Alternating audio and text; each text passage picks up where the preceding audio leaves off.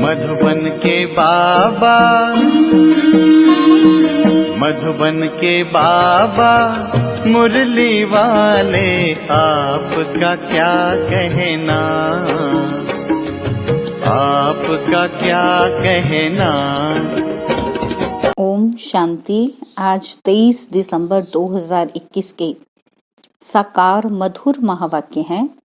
आज मीठे मीठे बाप दादा बोले, मीठे बच्चे, यह सुहावना कल्याणकारी संगम युग है जिसमें स्वयं बाप आकर पतित भारत को पावन बनाते हैं। बाबा कहते, मीठे बच्चे, यह सुहावना कल्याणकारी संगम युग है जिसमें स्वयं बाप आकर पतित भारत को पावन बनाते हैं।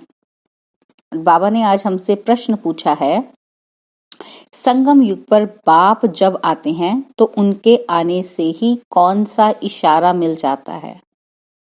और उत्तर में बाबा कहते कि इस पुरानी दुनिया के अंत होने का इशारा सबको मिल जाता है, क्योंकि बाप आते ही हैं पतित सृष्टि का अंत करने, इसलिए विनाश का साक्षात्कार भी होता है।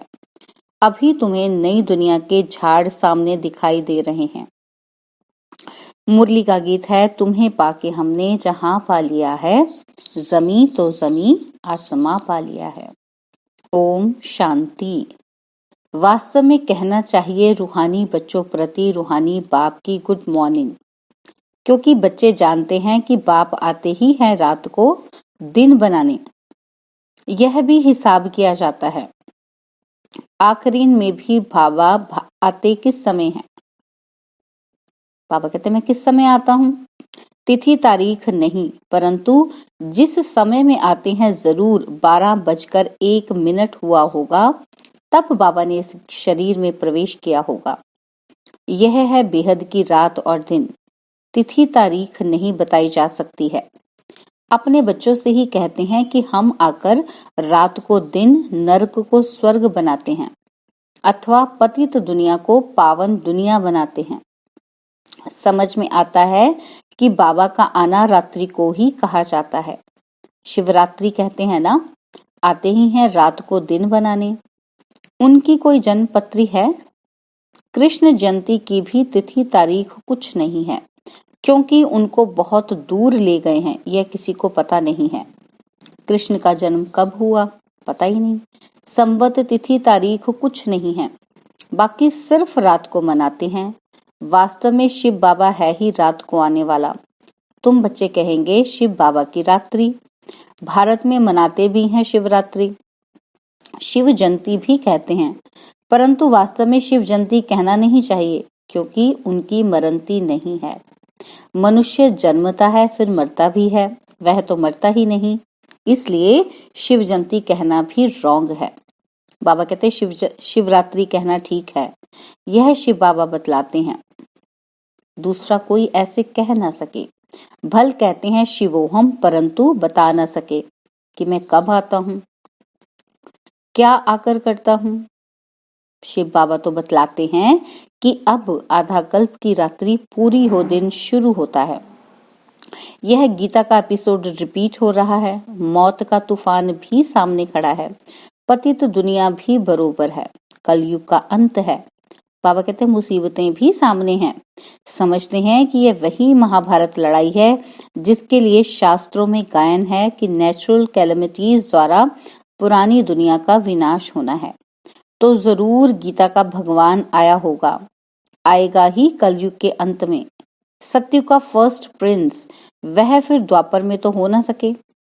मनुष्य को 84 शरीर मिलते हैं, हर एक जन्म में फीचर्स बदल जाते हैं, एक न मिले दूसरे से। भल अभी कृष्ण का गायन पूजन है, परंतु उनके एक्यूरेट फीचर्स तो हो ना सके, उनका फोटो भी निकल ना सके। ऐसे ही मिट्टी का कागज का बना लेते हैं। एक्यूरेट फीचर्स तो जब ध्यान में जाओ तब तुम देख सकते हो, फोटो निकाल नहीं सकते। मीरा कृष्ण से डांस करती थी, बहुत नामी ग्रामी है, शिरोमणि भक्तों में गाई जाती है। कृष्ण को याद करती थी तो झट उनको साक्षात्कार होता था। कृष्ण से प्रीत थी, साक्षात्कार में देखती थी, इसलिए पवित्र रहना चाहती थी। जानते हैं वहां विकार तो होता नहीं। कृष्ण से प्रीत लगी तो पवित्र जरूर बनना पड़े। पति तो कृष्ण के साथ मिल न सके। मीरा पावन रही इसलिए उनकी महिमा है। यह सब राज बाबा ही समझाते हैं। भक्ति मार्ग में तो उनकी अल्पकाल क्षण भंगुर की भावना पूरी हुई। साक्षात्कार हुआ। जो मनोकामना रखते हैं वह अल्पकाल के लिए पूरी हो जाती है। अनेक प्रकार के देवताएं आदि हैं, उनका साक्षात्कार चाहते हैं तो ड्रामा प्लान अनुसार वह मनोकामना पूर्ण हो जाती है। भक्ति मार्ग की भी नूंद है। वेद शास्त्र पढ़ते माथा मारते तो मुक्ति जीवन मुक्ति में नहीं जा सकते। बाबा कहते आगे बनारस में जाकर काशी कलवट खाते थे, समझते थे शिवपुरी अर्थात मुक्ति में जाएं, परंतु जा नहीं सकते। मुक्ति में ले जाने वाला है ही एक बाप, उनको ही मुक्ति जीवन मुक्ति दाता कहा जाता है। दूसरा कोई ले जा नहीं सकता। सतयुग में लक्ष्मी नारायण का राज्य था तो जीवन मुक्ति थी, जीवन बंध नहीं था। बहुत थोड़े आदमी रहते थे। इस समय कितने करोड़ों मनुष्य हैं। सतयुग में इतने थे नहीं। बाकी उस समय सब कहाँ थे यह भी अभी तुमको पता पड़ा है। सृष्टि के आदि मध्य अंत की नॉलेज अभी तुमको मिलती है। रचयिता और रचना के आदि मध्य अंत को कोई जान नहीं सकते। अभी तुम जानते हो कि पतित सृष्टि का अंत है। वह तो समझते हैं कि कलयुग अजुन 40,000 वर्ष चलना है, परंतु तुम जानते हो अभी कलयुग का अंत होना है। तब ही बाप आकर सारी नॉलेज सुनाते हैं। ऊंच ते ऊंच है ही भगवान, उनका जन्म भी यहाँ होता है। आते भी हैं संगम पर और अंत होने का इशारा देते हैं। विनाश का साक्षात्कार भी कराया है। अर्जुन के लिए भी दिखाया है ना कि साक्षात्कार हुआ। तुम बच्चों में भी बहुतों ने साक्षात्कार किया है।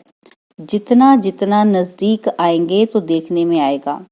मनुष्य जब घर के नजदीक आते हैं तो सब बातें याद आती हैं ना। तुमको भी बहुत साक्षात्कार होंगे। मुक्ति धाम में जाकर फिर जीवन मुक्ति में आना है। तुम जानते हो बरोबर भारत विश्व का मालिक था। बाप कहते हैं कि मैं हर 5,000 वर्ष के बाद आकर तुमको राजयोग सिखलाता हूँ। यह स्थापना हो रही है। बाबा कहते ये स्थापना हो रही है भविष्य नई दुनिया के लिए। संगम पर स्थापना होती है। तुम ब्राह्मण हो ही संगम युग पर। बाबा कहते वह है शूद्र और तुम हो ब्राह्मण। वह देवताएं यह बातें कोई शास्त्रों में नहीं है। मनुष्य थोड़ी जानते हैं कि संगम किसको कहा जाता है। इनको कल्याणकारी सुहावना संगम युग कहा जाता है, जहां से पतित भारत पावन बनता है। बाप भी कल्याणकारी हैं, आते भी भारत में हैं। बाप कहते हैं अभी तुम्हारे 84 जन्म पूरे हुए, अब तुम पतित हो, एक भी पावन नहीं। सब भ्रष्टाचारी हैं, विकार से पैदा होते हैं।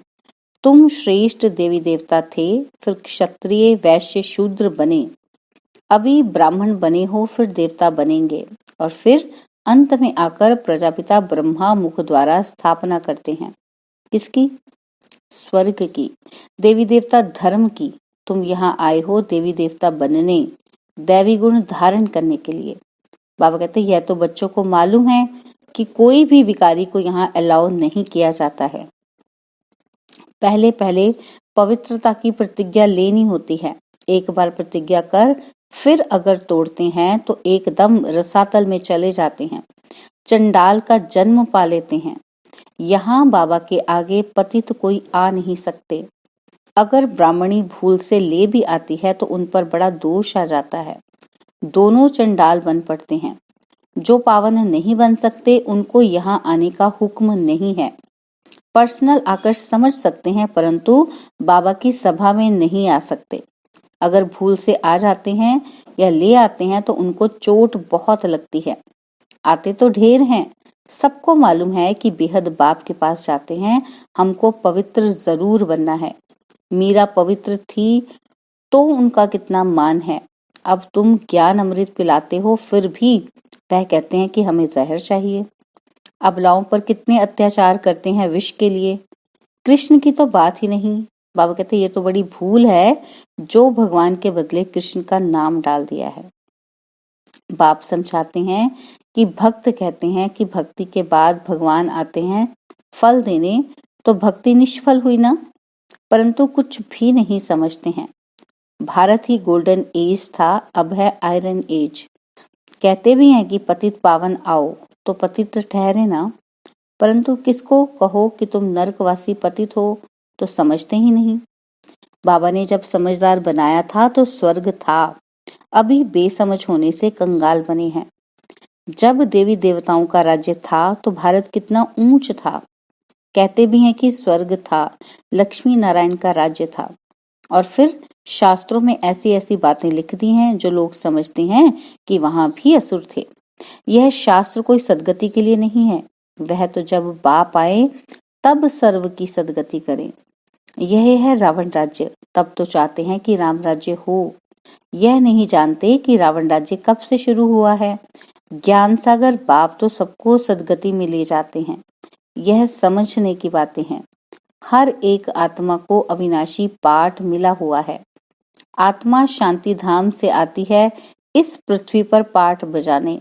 आत्मा भी अविनाशी, ड्रामा भी अविनाशी। उसमें आत्मा अविनाशी एक्टर है, परम धाम की रहने वाली है। 84 जन्म गाए हुए हैं तो 84 लाख कह देते हैं। परमात्मा को पत्थर भीतर में कह देते तो ग्लानि हुई ना। बाप भारत पर उपकार कर स्वर्ग बनाते हैं, रावण आकर अपकार कर नरक बना देते हैं। यह खेल है दुख सुख का, यह है कांटों का जंगल। बाप आकर कांटों को फूल बनाते हैं। बड़े से बड़ा कांटा है काम विकार। अभी बाप कहते हैं कि मैं पावन बनाने आया हूँ।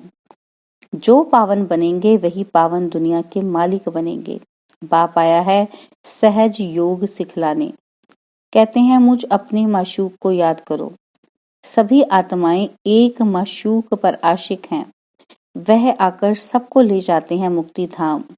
परंतु बाबा कहते हैं कि तुम पतित चल नहीं सकेंगे, मुझे याद करो तो खाद निकल जाए। बाबा कहते कि ड्रामा अनुसार जब टाइम आता है तब ही मैं आता हूँ तुम बच्चों को पावन बनाने। यह वही महाभारत लड़ाई है। मृत्यु लोक में यह अंतिम लड़ाई है। बाबा कहते अमर लोक में लड़ाई होती ही नहीं। वहां है ही राम राज्य, वहां रहते हैं धर्म आत्माएं, और यहाँ है पाप आत्माएं, पाप करते रहते हैं। पुण्य आत्माओं की दुनिया को स्वर्ग कहा जाता है। बाप कहते हैं मैं 1 सेकंड में तुमको चढ़ती कला में ले जाता हूँ। इसमें सिर्फ यह एक ही अंतिम जन्म लगता है और उतरती कला में 84 जन्म लगते हैं। तो बाप कहते हैं उठते बैठते मुझे याद करो।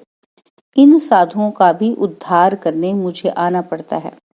तमोप्रधान बुद्धि मनुष्य जो कुछ सुनते हैं वह सत सत करते रहते हैं। अंध श्रद्धालु है ना, इसको कहा जाता है ब्लाइंड फेथ। गुड़ियों की पूजा करते रहते हैं। बाबा कहते बायोग्राफी को जानते ही नहीं। अब बाप आकर इन सब का ज्ञान देते हैं। इसको रूहानी स्पिरिचुअल नॉलेज कहा जाता है। वह है शास्त्रों की फिलॉसफी। यह भी बाप ही आकर बच्चों को समझाते हैं। दुनिया में तो एक भी मनुष्य नहीं जो परमपिता परमात्मा को यथार्थ रीति जानते हो। मनुष्य होकर और बाप को ना जाने तो जानवर से भी बदतर ठहरे। देवताओं के आगे जाकर महिमा गाते हैं। आप सर्वगुण संपन्न हैं तो दोनों मनुष्य ना।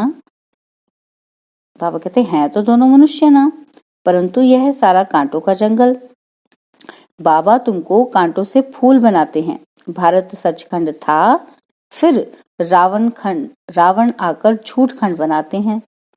पहले भारत सचखंड था तो बाबा कहते रावण ने क्या बना दिया, झूठ खंड बना दिया। सचखंड बनाने वाला है परमपिता परमात्मा। बाप ही आकर परिचय देते हैं, सो भी ब्राह्मण बच्चों को, और फिर यह ज्ञान रहेगा ही नहीं। बाबा कहते तुम बच्चे योग बल से विश्व के मालिक बनते हो। बाहुबल से कब किसको विश्व की बादशाही नहीं मिल सकती। भारत जो विश्व का मालिक था सो अब कंगाल बना है। मनुष्यों की बुद्धि ऐसी है जो बाहर में बोर्ड देखते भी हैं, लिखा हुआ है प्रजापिता ब्रह्मा कुमार कुमारियां तो भी नहीं समझते कि यह एक ईश्वरीय फैमिली है। इतने ढेर बीके हैं, इसमें अंधश्रद्धा की तो बात हो ना सके। यह है ही ईश्वरीय परिवार। समझते हैं यह भी कोई इंस्टीट्यूशन है। अरे यह तो फैमिली है ना। कुमार कुमारियां, यह तो घर हुआ ना। इतनी प्रदर्शनी करते हो, समझाते हो, फिर भी समझते थोड़े ही हैं। बाबा कहते 7 दिन का जब कोर्स लें, अच्छी रीति समझे, तब बुद्धि में बैठे कि बाप फिर से बेहद का वर्षा देने आए हैं। अच्छा, मीठे मीठे सिकिलदे बच्चों प्रति माता पिता बाप दादा का याद प्यार और गुड मॉर्निंग। रूहानी बाप की रूहानी बच्चों को नमस्ते। हम रूहानी बच्चों की रूहानी बाप दादाजी को दिलवा जान सिकवा प्रेम से नमस्ते। ओम शांति। प्यारे बाबा, मीठे बाबा, मेरे बाबा। धारणा के लिए मुख्य सार है। पहला पॉइंट है कि चढ़ती कला में जाने के लिए उठते बैठते एक बाप की याद में रहना है। बाप समान सभी पर उपकार करना है। और सेकंड पॉइंट है ज्ञान अमृत पीना और पिलाना है। कांटों को फूल बनाने की सेवा करनी है। और बाबा ने आज हमें वरदान दिया कि मर जीवा स्थिति द्वारा हिम्मत और उल्लास की अविनाशी स्टैंप लगाने वाले प्राप्ति संपन्न भव। मर जीवा स्थिति द्वारा हिम्मत और उल्लास की अविनाशी स्टैंप लगाने वाली प्राप्ति संपन्न भव। बाबा कहते जो प्राप्तियों से संपन्न होते हैं उनके हर चलन नैन चैन से उमंग उत्साह दिखाई देता है। लेकिन हिम्मत और उल्लास की अविनाशी स्टैंप लगाने के लिए अपने पास्ट के व ईश्वरीय मर्यादाओं के विपरीत जो संस्कार, स्वभाव, संकल्प व कर्म होते हैं उनसे मर जीवा बनो। प्रतिज्ञा रूपी स्विच को सेट कर प्रैक्टिकल में प्रतिज्ञा प्रमाण चलते रहो। हिम्मत के साथ उल्लास हो तो प्राप्ति की झलक दूर से ही दिखाई देगी। स्लोगन है मेले व झमेले में डबल लाइट रहने वाला ही धारणा मूर्त है। स्लोगन मेले व झमेले में डबल लाइट रहने वाला ही धारणा मूर्त है। ओम शांति। और अब यह एक बहुत अच्छी वीडियो भी जरूर देखें।